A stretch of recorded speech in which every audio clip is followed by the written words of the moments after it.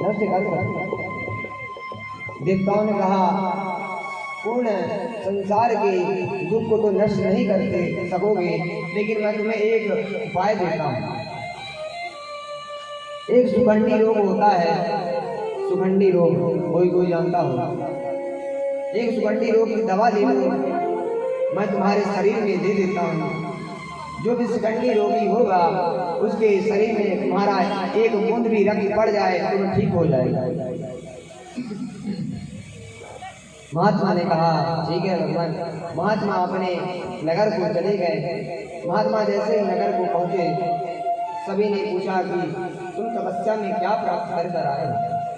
उन्होंने कहा मैं एक रोग ठीक कर सकता हूँ, मेरे रक्त से एक रोग तुरंत ठीक हो जाएगा। उन्होंने बोला कौन सा? बोले शिखंडी रोग होता है। 2-4 लोग खड़े हो गए कि हमें रोग है, हमारा रोग ठीक करो। बोले नहीं नहीं, मेरे शरीर में उतना रक्त ही नहीं है कि मैं तुम्हें ठीक कर सकूं।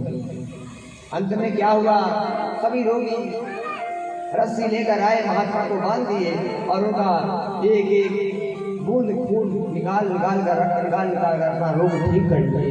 लास्ट में वह महात्मा भगवान को प्राप्त हुआ। इसलिए कहता हूँ, इसलिए संतों को बहुत छिप कर रहना चाहिए, लेकिन सांसारिक माया बहुत क्लेश पहुंचाएगी और तुम्हें जीने नहीं देगी। जड़ भरत जी ऐसे ही रहते, ना किसी से लेना ना किसी से देना। जड़ भरत जी के भाई जो खड़ा था वह देखा कि यह किसी काम के लायक नहीं है, तू जाकर खेत में हल जोता। उसको भेज दिए, वह गए हल जोता, कहीं खोदा कहीं नहीं खोदा, ऐसे करके पूरा खेत ही बिगाड़ कर आ गए। घर वाले जान गए कि यह किसी काम के लिए नहीं है। उनके भाई ने कहा अरे काम कर, जा फसल में जितने भी पक्षी आए उनको भगाना, कहीं फसल बर्बाद ना हो। जड़ भरत जी को जो कह देते वो कर देते। जड़ भरत जी चले गए और जड़ भरत जी ने देखा प्यारी प्यारी चिड़ियाँ घासों को खा रही हैं, दानों को चुवा रही हैं, और वह देखकर गा रहे हैं राम जी के चिड़िया राम जी के खा ले चिड़िया भर भर पेट। राम जी के चिड़िया राम जी के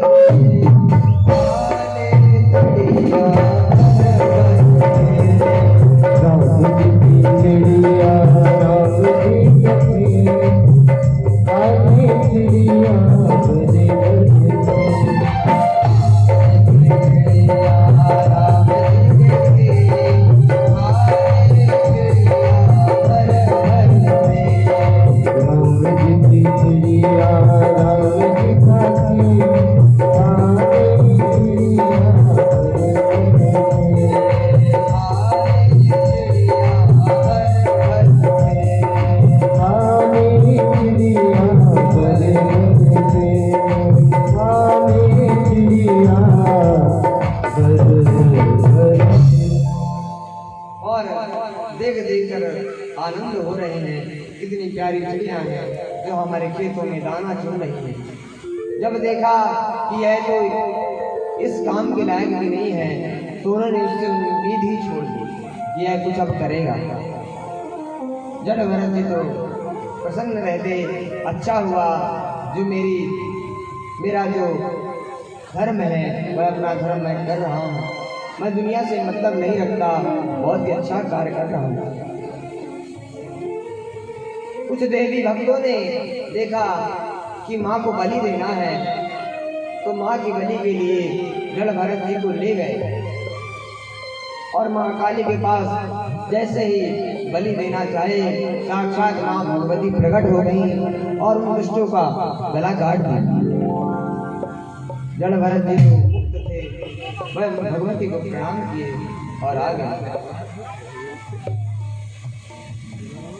जड़ भरत जी को देखकर एक राजा आया और बोला कि देखो, रघुगण नाम का राजा था, मैं पालकी में कहीं जा रहा था, उसके पहले पालकी ढोने वाले में दो कहार बीमार हो गया। कहार ने कहा, हे प्रभु, हे महाराज, दो कहार और चाहिए, आप जल्दी व्यवस्था करें। उन्होंने कहा, सामने एक बहुत ताजा तगड़ा इंसान है, उसको ले आओ, ये हमारे पालकी को ढोने में अच्छा रहेगा। उन्होंने कहा, चलो पालकी ढोने। जलभरत जी तो सदा मुक्त हैं, भगवान का ध्यान करके चल देते हैं,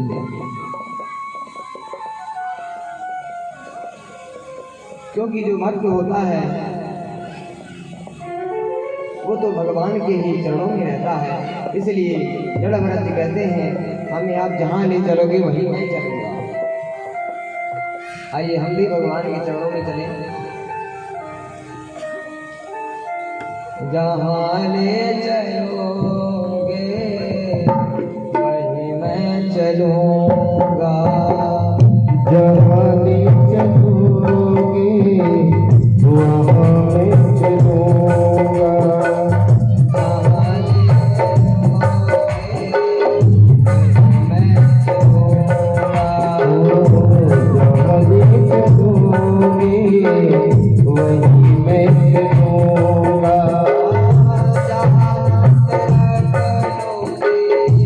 जहाँ नाथ रखे लोगे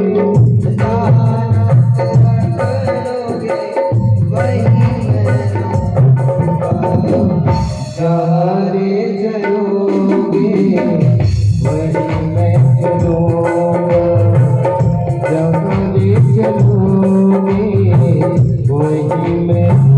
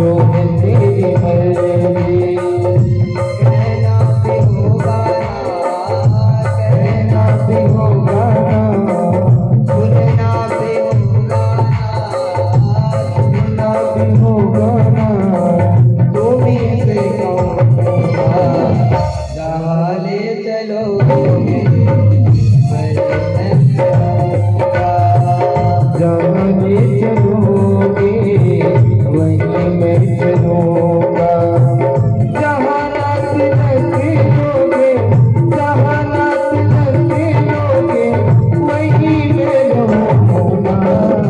जहाँ ले चलो वहाँ ले चलूंगा, जहाँ ले चलो वहीं मैं चलूंगा।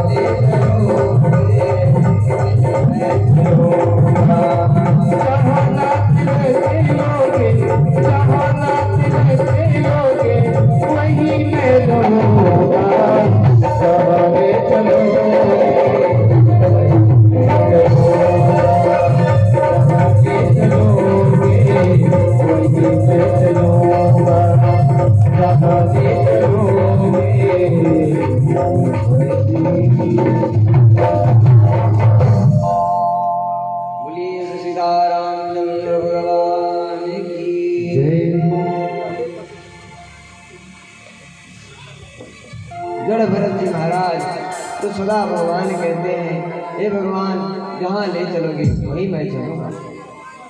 जड़ भरत जी को पालकी ढोवाने के लिए लगा दिया गया। जड़ भरत जी पालकी ढो के चलते रहे। जैसे चले कि बीच में चींटी मिले, मकड़े मिले तो वहाँ पर कुचड़ जाए। अब पालकी में कोई कहार कुचले तो संतुलन तो बिगड़ेगा।